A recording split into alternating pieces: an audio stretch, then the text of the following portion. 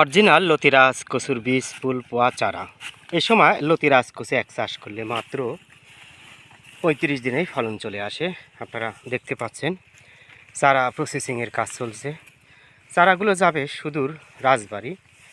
Gas ভাই নামে এক ভাই আমাদের কাছে 600 চারার অর্ডার করেছে। তিনি ইতিপূর্বে 2 বার চারা নিয়েছে।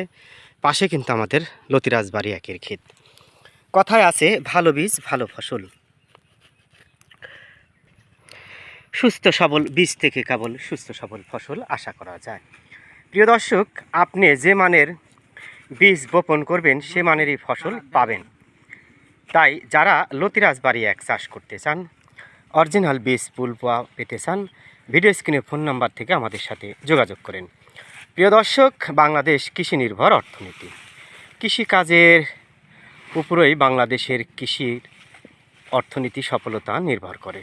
যে পেশার সাথেই সম্পৃক্ত থাকেন না কেন, অবশ্যই কম বেশি কৃষিকাজের সাথে সম্পৃক্ত হবেন। এতে পারিবারিক নিত্য প্রয়োজনীয় জিনিসের চাহিদা পূরণ করে অবশিষ্ট অংশ আপনি বাজারে বিক্রি করতে পারেন। কারণ আমরা সাপ্তাহিক জীবনে যে প্রতিটা জিনিস ব্যবহার করি তার 80% জিনিসই কিন্তু কৃষিকাজে থেকে চলে আসে। তাই কৃষিকাজে স্বাবলম্বী মানেই নিজে স্বাবলম্বী, আর নিজে স্বাবলম্বী মানেই বহির্বিশ্বে একটি দেশকে স্বাবলম্বী হিসেবে দাঁড় করানো। তো যাই হোক, ভালো থাকেন, সুস্থ থাকেন।